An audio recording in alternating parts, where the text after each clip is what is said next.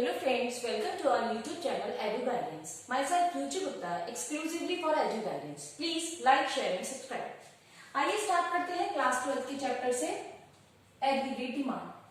तो first of all I would like to revise demand. This is my demand curve. Y-axis denotes the price of the commodity, where X-axis denotes the quantity demanded.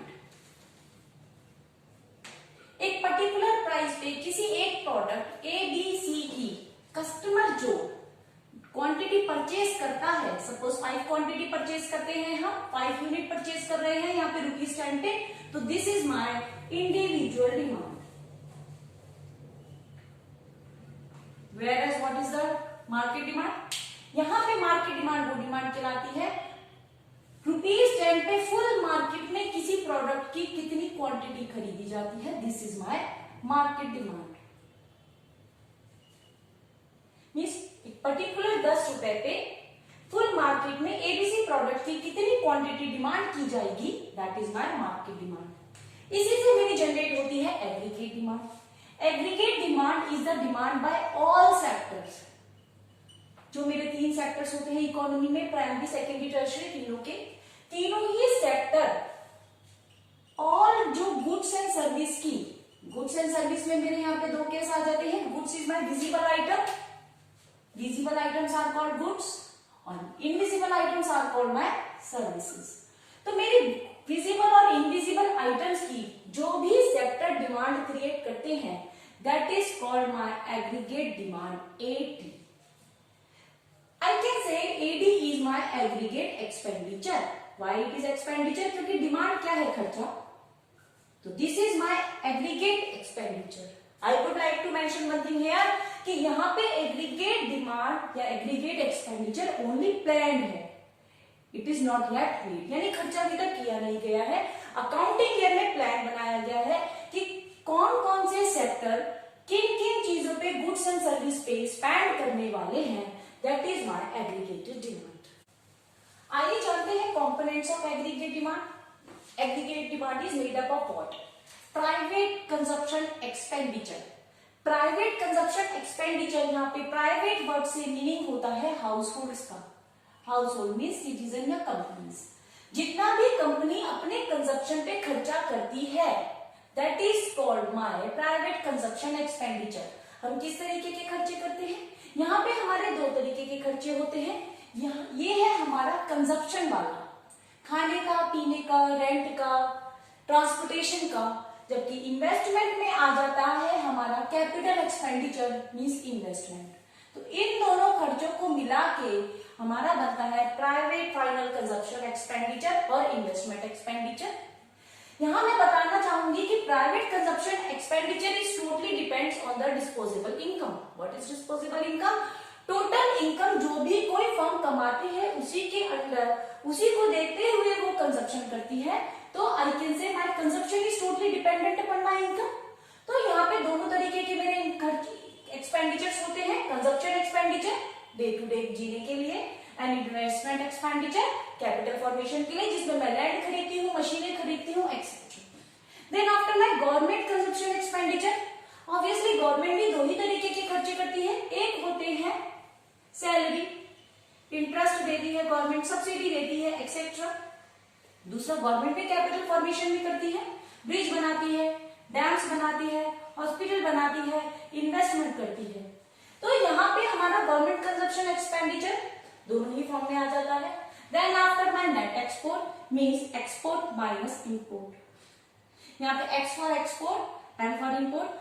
विदेशों में भेजे जाने वाला Indian goods अगर foreign में अपने product को बेचता है, then it is called my export. Export से मेरा सोर्स ऑफ इनकम है, मुझे इनकम मिलेगी. वेयर एज इंपोर्ट क्या है मेरा? जब मैं फॉरेन से इंडिया में चीजें मंगवाती हूँ, दैट इज माय इंपोर्ट. यहाँ पे मेरी फॉरेन करेंसी आउटफ्लो होता है. क्योंकि हम 12th क्लास में बात करते हैं 2 सेक्टर इकोनॉमी की. 2 सेक्टर इकोनॉमी में सिर्फ फर्म होती है और हाउसहोल्ड होते हैं, तो हम ये कह सकते हैं कि यहाँ पे गवर्नमेंट कोई रोल प्ले नहीं करेगी. तो इन दोनों फैक्टर्स को हम टेम्परेरी रिमूव कर देते हैं और हम कहते हैं हमारा aggregate demand is equal to consumption plus investment and both are related to private. यानी कि कंजप्शन में होने वाला खर्चा और इन्वेस्टमेंट में होने वाला खर्चा ही मेरा एडी है। एडी का ग्राफ कुछ इस तरीके से होता है। आइए देखते हैं अब डिमांड, एग्रीगेट डिमांड का कर्व। तो this is the curve of my aggregate demand. यहां पे हम एक डॉटेड लाइन बनाते हैं which is my autonomous investment. Autonomous investment means वो इन्वेस्टमेंट जो irrespective of the income depend करेगी, यानी कंसिस्टेंसी रहेगी इन्वेस्टमेंट पे, चाहे इनकम कितनी भी रहे। अगर 1 करोड़ का इन्वेस्टमेंट है तो वो 1 करोड़ का इन्वेस्टमेंट रहेगा। तो यहाँ पे फर्स्ट पॉइंट में स्टार्ट करती हूँ इसके important points about AD. AD is equal to the consumption plus expenditure. As I explain before, मेरा कंजप्शन में पैसा खर्च होगा या फिर इन्वेस्टमेंट में, वही मेरी एग्रीगेट डिमांड होगी, मेरे द्वारा करी गई डिमांड होगी। Then positive consumption expenditure C dash, this is my autonomous consumption. Basically हम ये मान के चलते हैं कि जीरो लेवल ऑफ इनकम पे भी कंजप्शन कभी खत्म नहीं होती। मीन्स अगर सोर्स ऑफ इनकम जीरो भी है, even then we will create a consumption. This consumption is called autonomous consumption, means minimum basic consumption at a zero level of income. I can say at zero level of income, यानी consumption होता ही रहेगा चाहे income zero रहे। तो यहाँ पे ये मेरी कंजप्शन है। ऐसे ही इन्वेस्टमेंट होता रहेगा चाहे मेरा इनकम जीरो क्यों ना रहे। Then after when my income is greater than my consumption, accounts में इनकम को हम वाई से डिनोट करते हैं, कंजप्शन को सी से डिनोट करते हैं। जब मेरा income is greater than the consumption, then I will start saving. तो मेरा थर्ड पॉइंट यहाँ पे यहीं से आता है, slope of positive slope of saving. यानी सेविंग जो होगी, जैसे जैसे मेरा इनकम बढ़ेगा मेरा सेविंग पोर्शन भी बढ़ता जाएगा। स्टार्टिंग पॉइंट ऑफ एडी देखते हैं। स्टार्टिंग पॉइंट ऑफ एडी रहता है मेरा autonomous investment and this point and autonomous consumption का सम। तो इस तरीके से they are parallel to each other. ये थोड़ा अबव रहता है क्योंकि इसमें सेविंग और इन्वेस्टमेंट दोनों इंक्लूडेड है। Then after slope of AD, AD is actually the summation of saving and the investment. So this is also parallel to the AD और ये इसी तरीके से स्ट्रेट पॉजिटिव रहता है क्योंकि जैसे जैसे मेरी इनकम बढ़ेगी वैसे वैसे मेरी सेविंग बढ़ेगी। आइए जानते हैं कंजप्शन कर्व के बारे में। तो my consumption function is propensity to consume, means a consumer किस हिसाब से कंजप्शन करता है। देखिए consumption is totally dependent upon the income. Y से यहाँ पे हम इनकम को डिनोट करते हैं। So I can say my C is function Y, means function is a relationship between the income and the expenditure. यहाँ पे एक टेबल बनाया हमने। मान लीजिए हमारा जीरो लेवल ऑफ इनकम है, means we don't have any source of earning, even then we will consume something. और जीरो लेवल ऑफ इनकम पे जो कंजप्शन होता है मेरा, that is my autonomous consumption, मेरा नेसेसरी कंजप्शन।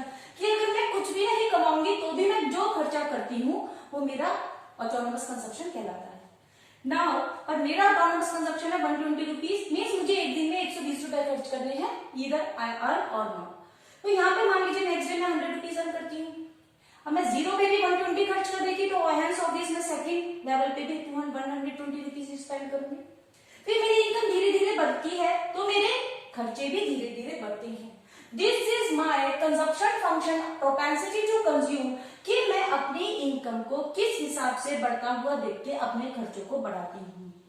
याद रखिएगा propensity of consume is a psychological difference. ये हर पर्सन का अलग अलग होता है। मेरी tendency to consume will be different from the another one, यानी हर इंसान अपनी जरूरत के हिसाब से ही खर्च करता है। कोई बहुत लंबे इनकम बढ़ने के संग संग खर्चों को भी बहुत मल्टीप्लाई करता है, जबकि कुछ लोग खर्चों को एक लिमिट तक बढ़ाने के बाद सेविंग स्टार्ट कर सकते हैं। जैसे यहाँ पे मैं कह सकती हूँ यहाँ पे मेरा सेविंग कुछ है ही नहीं, आई वेंट इनटू नेगेटिव, मैं तो और लॉस में चली गई। सेकंड केस में my saving are only -20, now I start to save ₹50, ₹100 and 150। तो दिस इज माय सेविंग। अब इसे ग्राफ पे देखते हैं। मेरी इनकम वाई से डिनोट हो रही है, 45 डिग्री एंगल पे बनाते हैं। This is my C, my consumption. अब आप देख रहे हैं यहाँ पे मेरा कंजप्शन है जबकि मेरी इनकम जीरो है, तो यहाँ पे मैं एक तरीके से डिसइन्वेस्टमेंट कर रही हूँ, यानी या तो मैं लोन उठा रही हूँ खर्चे मेंटेन करने के लिए, या फिर मैं अपनी प्रॉपर्टी को बेच रही हूं, तो this is a portion of my disinvestment. इस पॉइंट पे मेरा कंजप्शन मेरी इनकम के इक्वल है, यानी सेविंग जीरो है। यहाँ पे सेविंग कोई नहीं है मेरी, और मेरे ऊपर लोन भी कोई नहीं है, क्योंकि मैं सिर्फ उतना कमा पा रही हूँ जितना मेरा कंजप्शन है। This point is called equilibrium point of equilibrium. And then after when my income is more than my consumption, this point is called investment. यहां से मेरी सेविंग स्टार्ट हो रही है। आगे देखते हैं। आइए आप समझते हैं एपीसी और एमपीसी के बारे में। What are APC and MPC? Average propensity to consume means average propensity to consume. यहाँ पे क्लियर है, एवरेज क्या होता है? कंजप्शन अपॉन इनकम, यानी मैं कितना खर्चा करती हूँ रिलेटिवली इनकम के साथ। तो this is my graph, income graph, consumption graph. यहाँ पे मेरा consumption my C is greater than my income. इस पोर्शन पे देखिए, यहाँ पे मेरा सी ज्यादा है, कंजप्शन ज्यादा है, इनकम कम है। Consumption is greater than the income, तो मेरा ये फ्रैक्शन की वैल्यू ग्रेटर देन 1 रहेगी। मीन्स पॉइंट ऑफ इक्विलिब्रियम से before point of equilibrium, point of equilibrium से पहले मेरा जो पोर्शन रहेगा वहां पे APC will be greater than 1। Then after at this point my consumption is equal to my income, so my APC will be equal because denominator and the numerator both are 1। तो यहाँ पे मेरे APC की value 1 हो जाएगी। Then after come here, यहाँ पे मेरा consumption is lesser than my income, यानी मेरी कंजप्शन कम है पर मेरी इनकम ज्यादा है, तो यहाँ पे मेरी न्यूमरेटर की वैल्यू कम हो जाती है, तो मेरा फ्रैक्शन एपीसी लेसर हो जाता है। और जैसे जैसे मेरी इनकम बढ़ती है, इनकम बढ़ने का मतलब मेरा डिनोमिनेटर बढ़ रहा है। अगर मैं मैथ्स में बात करूं तो डिनोमिनेटर जैसे जैसे मेरा बढ़ता है, मेरे फ्रैक्शन की वैल्यू इंक्रीज डिक्रीज होने लगती है। तो जैसे जैसे मेरी इनकम बढ़ेगी, मेरा APC average propensity of consumption fall down होना स्टार्ट हो जाएगा। और एपीसी कभी जीरो नहीं होता। एपीसी जीरो होने का मतलब है मैं कभी भी कंजप्शन ना करूं, दैट इज नॉट पॉसिबल, क्योंकि यहाँ पे मेरी कंजप्शन दो तरीके की होती है, autonomous consumption plus functional consumption according to the income. यानी बेसिक कंजप्शन जो मुझे करनी ही करनी है, और साथ में वो कंजप्शन जो मैं इनकम को देख के करती हूँ। मेरी इनकम अच्छी है तो मैं मूवी हॉल भी जाऊंगी, मैं एसी भी चलाऊंगी, मैं गाड़ी में भी घूमूंगी। पर मेरी इनकम नहीं है, कुछ भी नहीं है, even when I will eat something, I will have some expenditure, necessary expenditure, basic expenditure, these are my autonomous consumption. आइए देखते हैं एमपीसी के बारे में। MPC means change in consumption upon change in income. Means मैं कितना consume करूंगी, कितना एक्स्ट्रा कंज्यूम करूंगी on the basic of my extra income, जितना मेरा इनकम चेंज होता है। एग्जांपल दे रही हूँ, 5000 यहाँ पे हमारी इनकम है, तो कंजप्शन है हमारा 3500 का। अब मेरी इनकम यहाँ पे डबल हो जाती है, मीन्स इनकम में इंक्रीमेंट किया है मैंने 5000 का, तो मेरा कंजप्शन भी बढ़ जाता है, तो मेरे कंजप्शन में डिफरेंस है यहाँ 2500 का। तो basically MPC is the change in consumption upon change in income, 2500 upon 5000 means 1/2। तो हम जब भी एमपीसी कैलकुलेट करेंगे, we will observe that the MPC lies between the 0 and the 1, यानी एमपीसी 0 और 1 के बीच में ही रहता है हमेशा।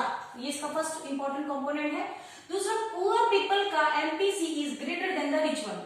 अमीर लोगों का एमपीसी कम रहता है। क्यों रहता है कम? क्योंकि अमीर लोगों की इनकम जो होती है वो काफी ज्यादा होती है। अब इनकम ही काफी ज्यादा होगी तो कंजप्शन कितना कर लेंगे? 1 लाख कमाने वाला कितना खर्च कर लेगा? 10 लाख कमाने वाला कितना खर्च कर लेगा? पर गरीब लोगों की जो इनकम होती है, पुअर लोगों की, वो लिमिटेड होती है। लिमिटेड होने की वजह से ऑलमोस्ट उनका 90% और मोर देन दैट कंज्यूम ही हो जाता है। तो हम यहाँ पे कहते हैं कि गरीबों का MPC is greater than the MPC of rich people. और जैसे जैसे मेरा इनकम बढ़ेगा, मेरा एमपीसी डिक्रीज होगा। अभी जैसे मैंने पहले बोला था, इनकम के बढ़ने पे कितना खा लेगा कोई? इन्वेस्ट करना स्टार्ट करता है। एक आदमी 10 लाख रुपीज कमाता है तो वो कितना खर्च कर लेगा? Max to max 2 lakh rupees कर लेगा। Then after he will begin saving और इन्वेस्टमेंट करेगा, या 4 लाख भी कर लेगा। तो यहाँ पे हम ये कह सकते हैं जैसे जैसे हमारी इनकम बढ़ेगी, हमारी सेविंग बढ़ेगी, क्योंकि कंजप्शन एक लिमिट के बाद कम हो जाएगा। आइए चलते हैं सेविंग फंक्शन की ओर। Propensity to save. What is my saving function? At zero level of income saving हमेशा स्टार्ट नहीं होती। सेविंग का स्टार्टिंग पॉइंट जो होता है वो नेगेटिव होता है। क्यों? क्योंकि यहाँ पे मेरे पास इनकम नहीं है, तो मैं डिसइन्वेस्टमेंट, यहाँ मेरी डिसइन्वेस्टमेंट हो रही है। मैं लोन लेके या फिर एसेट्स को बेचने के बाद, डिसइन्वेस्टमेंट करने के बाद अपना खर्चा चला रही हूँ, because at this level I have a zero source of income. मेरा इनकम जीरो है। मेरे सेविंग कर्व का स्लोप हमेशा पॉजिटिव होता है, क्योंकि जैसे जैसे मेरी इनकम बढ़ेगी मेरी सेविंग बढ़ जाएगी। जहां पे मेरी इनकम और मेरा सेविंग सेम हो जाता है, दिस इज माय, यहां पे मेरी सेविंग जीरो है क्योंकि मेरा इनकम और कंजप्शन सेम है, यानी मैं जीरो सेव कर रही हूं। Neither I am saving nor I am disinvesting. यहाँ पे मेरा इनकम और कंजप्शन सेम है, तो मेरा सेविंग यहाँ पे जीरो आ जाता है। This is called my break even point where saving is zero. Then after my income began to increase more than my consumption. मेरा इनकम ज्यादा है, मेरा कंजप्शन कम है, तो मैं बचे हुए रेस्ट ऑफ द अमाउंट की सेविंग स्टार्ट करती हूँ, तो मेरा सेविंग कर पॉजिटिवली आगे बढ़ने लगता है। अब जानते हैं एमपीएस और एपीएस के बारे में। मार्जिनल प्रोपेंसिटी,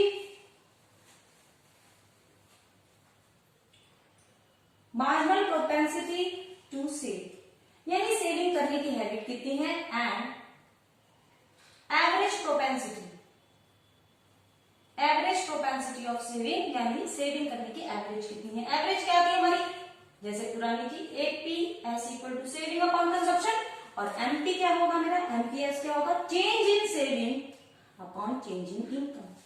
मीन्स इनकम में रिस्पेक्टिव चेंजेस देखने के बाद जो मैं सेविंग में रिस्पेक्टिव चेंजेस करती हूँ, दिस इज माय एमपीएस, और टोटल सेविंग मेरी इनकम का कितना प्रोपोर्शनेट है, दैट इज माय एपीएस। इनके फीचर्स देखते हैं। Some important features of APS, average propensity of saving, saving upon income. APS is always lesser than 1, यानी एपीएस हमेशा 1 से छोटा रहेगा, और आई कैन से एपीएस 1 से कभी बड़ा और इक्वल नहीं होगा। देखिए एपीएस का फॉर्मूला मेरे पास है यहाँ पे, सेविंग अपॉन इनकम, तो मैं सेविंग कभी भी मोर देन इनकम नहीं कर सकती, बल्कि इक्वल टू इनकम भी नहीं कर सकती। Suppose I earn, my income is 100 rupees, so I can not save my 100 rupees totally, I will consume lesser than this, saving will be always lesser than my income, तो मेरा इसका average भी हमेशा lesser रहेगा। तो I will say APS is always lesser than 1, APS can never be equal to 1 and never be greater than 1। APS मेरा zero भी हो सकता है, जैसे मैंने ये पॉइंट बताया था, यहाँ पे मेरा सोर्स ऑफ इनकम जीरो है, तो दिस इज माय डिसइन्वेस्टमेंट, यहाँ पे मेरे पास कोई सोर्स ऑफ सेविंग नहीं है, तो मेरा एपीएस नेगेटिव भी हो सकता है। मींस मैं उधार लेकर भी अपना कंजप्शन कर सकती हूँ, ये वो सिचुएशन है। अगर मैं उधार लेके कर सकती हूँ तो I will say my savings are negative. Then after APS can be negative हो गया, एपीएस इज जीरो, इस पॉइंट पे मेरा कंजप्शन और इनकम सेम है, मेरे पास कोई सेविंग नहीं है, तो माय सेविंग आर जीरो, तो my APS can B zero. APS increase when the income increase, जैसे जैसे मेरा इनकम बढ़ेगा वैसे वैसे मेरा सेविंग बढ़ेगा, तो मेरा एपीएस का फॉर्मूला क्या है, सेविंग अपॉन इनकम, तो मेरा सेविंग, इनकम बढ़ने से सेविंग बढ़ता जाएगा, तो मेरा एपीएस भी इंक्रीज हो जाएगा। आइए डिराइव करते हैं कुछ इंपॉर्टेंट फॉर्मूलेस। मेरी my income is equal to the consumption plus saving, means अपनी इनकम के पार्ट को या तो मैं कंज्यूम कर लूंगी या फिर मैं उसे सेव कर लूंगी। एग्जांपल दे रही हूँ, 100 रुपीज की इनकम है, 25 का कंजप्शन है, तो 75 ऑब्वियसली सेविंग में जाता है। तो फर्स्ट फॉर्मूला डिराइव आउट करने के लिए मैं इसे कॉपी करती हूँ। दोनों केस में मैं left hand side right hand side को इनकम वाई से डिवाइड करती हूँ। This is 1, consumption upon income is my APC and saving upon income is my APS. तो मेरा फर्स्ट फॉर्मूला बनता है average propensity of consumption plus average propensity of saving is equal to 1। Second फॉर्मूले के लिए फिर से इसे लिखते हैं। अगर income equal to consumption plus saving है, तो change in income equal to change in consumption plus change in saving रहता है। दोनों तरफ से डेल्टा वाई से डिवाइड करते हैं। This is my 1। Change in consumption upon change in income is my MPC, marginal propensity of consumption. Change in saving upon change in income is MPS, marginal propensity of saving. तो ये मेरा second point derive out हो जाता है। तो यहाँ पे दो फॉर्मूले हैं जो कि वाइडली यूज होंगे। आइए स्टार्ट करते हैं कंजप्शन फंक्शन से। Consumption function equal to autonomous consumption plus function of income y। यहाँ पे मेरा b is actually MPC, marginal propensity of consumption, यानी इनकम के बढ़ने और घटने पे कंजप्शन पे जो इफेक्ट आता है what is MPC, change in consumption upon change in income. तो यहाँ पे मेरा MPC बाय B से डिनोटेड होता है। So I will say my consumption is autonomous consumption plus MPC according to the y। I will say income is equal to the part of the consumption and saving. तो saving equal to consumption, income minus consumption। यहां से मैं consumption के फॉर्मूले को लिखती हूं, here autonomous consumption plus function of y, या फिर MPC भी लिख सकती हूं, y minus autonomous consumption minus MPC। मैं शॉर्ट में लिख रही हूं ताकि क्लियर है। B is denoted by MPC। Income को मैं यहाँ पे कॉमन निकालती हूँ, 1 minus B minus autonomous consumption, और 1 माइनस बी ही मेरा 1 माइनस एमपीसी है, marginal propensity of consumption. Marginal propensity of consumption से मेरा बनता है marginal propensity of saving. Here I use the formula MPC plus MPS equal to 1। तो इस तरीके से मेरे वाइडली यूज यहाँ पे दो फॉर्मूले डिराइव आउट होते हैं जिसपे हम न्यूमेरिकल्स करेंगे। आइए एक्सप्लेन करते हैं न्यूमेरिकल से। This is my consumption function given in the question। मुझे क्वेश्चन मिलेगा कि this is my consumption function, find the following। तो मुझे पहले बोला है MPC फाइंड आउट करने के लिए। जैसा कि मैंने बताया था consumption equal to autonomous consumption plus B of Y। यहाँ पे my B is actually MPC, तो मेरा क्लियर है MPC मेरा क्वेश्चन में है 0.6। देन आफ्टर मेरे पास फॉर्मूला है marginal propensity of consumption plus marginal propensity of saving का समीशन होता है 1। I need to calculate MPS here. MPS equal to 1 minus MPC. So 1 minus 0.6, it's 0.4. तो मेरा second point आ जाता है 0.4. So I need to calculate saving function also. Saving function is y MPS minus autonomous consumption. y MPS में निकाल चुकी हूँ 0.4. Autonomous consumption देखते हैं, compulsory consumption. This portion stands for autonomous consumption, so 100. So my answer is minus 100 plus 0.4 y. I hope it is clear now. Let's see the difference between induced investment and autonomous investment. Induced investment is totally done for the profit making purpose. जब किसी company को profit कमाना होता है तो उसके accordingly वो investment को बढ़ाती है, घटाती है। ये हमारी इनकम से टोटली रिलेटेड होती है। Means more income more investment. तो इसका डिमांड तो हमेशा पॉजिटिव होता है, स्लोपिंग साइड में जाता है। जैसे जैसे इनकम बढ़ेगी वैसे वैसे मेरा इन्वेस्टमेंट बढ़ता जाएगा। मोस्टली ऐसा इन्वेस्टमेंट प्राइवेट सेक्टर करता है। प्राइवेट सेक्टर पैसा वहीं लगाता है जहां पे उसको मनी इन कैश हो रही होती है। Whereas autonomous investment is done by the government, और ये हमेशा स्ट्रिक्ट रहती है। देखिए गवर्नमेंट का इनकम लेवल कुछ भी रहे, वो रेगुलरली डैम बनाना, पानी सप्लाई करना, सैनिटाइजेशन करना, वैक्सीनेशन करना अपनी करती रहती है irrespective of the profit for the social welfare. यानी कि समाज की सेवा के लिए गवर्नमेंट रेगुलर कुछ एक्सपेंसेस करती रहती है, इसका इनकम से कोई इफेक्ट नहीं होता। Mean it is totally unaffected by the national income, यानी नेशनल इनकम का इसमें कोई लेना देना नहीं है। गवर्नमेंट रेगुलर बेसिस पे कुछ इन्वेस्टमेंट करती रहती है, that is called by autonomous investment. दोनों के ग्राफ, दोनों का affection, elasticity according to the income, दोनों का मोटिव, और दोनों ही सेक्टर, ये कौन से सेक्टर से किया जाता है, this is done by the private sector and autonomous investment is made by the government sector. आइए देखते हैं डिटरमिनेशन ऑफ इन्वेस्टमेंट। अभी मैंने बताया था इन्वेस्टमेंट दो तरीके की होती है, autonomous investment made by the government sector जिसका ग्राफ हमेशा स्ट्रेट होता है। Government regularly for the welfare of the people investment करती रहती है। दूसरा इज माय इंड्यूस्ड इन्वेस्टमेंट जिसका ग्राफ ऐसा होता है जो कि प्राइवेट सेक्टर करता है for the money making, profit making.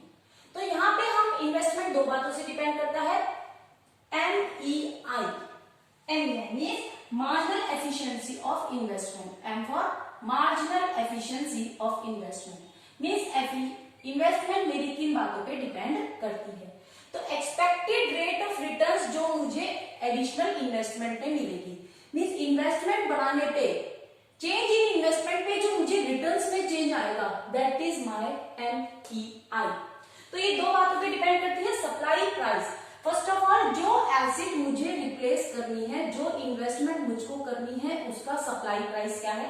Suppose करें I have a machinery and I need to replace it by a new machinery costing rupees 1 lakh, so 1 lakh is my supply price. Then after prospective yield, यानी नई machine को replace करने के बाद newly introduce investment के साथ मेरा जो रिटर्न्स है वो कितने परसेंट से बढ़ता है। सपोज कीजिए अगर नई मशीन लगाने के बाद मेरा प्रॉफिट 10,000 से बढ़ जाता है, मेरा प्रोडक्शन 10,000 से बढ़ जाता है, या 10,000 के रिटर्न्स मुझे एक्स्ट्रा मिलते हैं, तो मैं उसको उसकी कॉस्ट से बताऊं, डिवाइड करूंगी। यहां पे मैंने लिखा ये 1,000 रुपीज, ये 10,000 मुझे, यहां पे मैंने लिखा इसका कॉस्ट, ये मेरा returns, so 10%। So I will से कि मुझे 10% से इंक्रीमेंट हो रहा है। इसको रिप्लेस करते हैं, ये मेरे रिटर्न्स, ये मेरा cost of the machine into 100%, so my returns are 10%। Means मुझे 10% से मेरा प्रोस्पेक्टिव यील्ड है। अपने प्रोस्पेक्टिव यील्ड को देखते ही और मनी सप्लाई को देखते हुए, यानी एसेट के खरीदते वक्त मुझे क्या खर्चा करना है और उस एसेट को रिप्लेस करने से मेरा जो रिटर्न्स बढ़ेगा वही मेरा एमईआई होगा। इसका नेक्स्ट इंपॉर्टेंट पॉइंट देखते हैं। उसके बाद आता है मेरा ROI, rate of interest. ROI means rate of interest. देखिए इकोनॉमी के पास हमेशा इतने फंड्स नहीं होते इन्वेस्टमेंट करने के लिए, तो कभी कभी वो उसके लिए बोरोइंग करती है। बोरोइंग करने पे उसे रेट ऑफ इंटरेस्ट भी पे करना पड़ता है। तो it's a basically a rate of interest on borrowing. Suppose कीजिए मेरा रेट ऑफ इंटरेस्ट यहाँ पे 5% है। अगर मेरा EMI is greater than my ROI, यानी रेट ऑफ इंटरेस्ट है, ये मैं रिटर्न्स पाती हूँ 10% से, इंटरेस्ट देती हूँ 5% से, so I have a profit of 5%, मेरे लिए फायदा है। पर अगर मेरा ईएमआई है 4%, मुझे सिर्फ 4% से रिटर्न एक्स्ट्रा मिलता है, जबकि बोरोइंग करी मैंने 5% से, तो यहाँ पे मैं लॉस में जाती हूँ। तो ऐसे केस में मैं इन्वेस्टमेंट नहीं करना चाहूंगी। So I hope it is clear now. Please don't forget to like, share and subscribe our channel Edu Guidance. मिलते हैं नेक्स्ट चैप्टर के साथ। Thank you so much.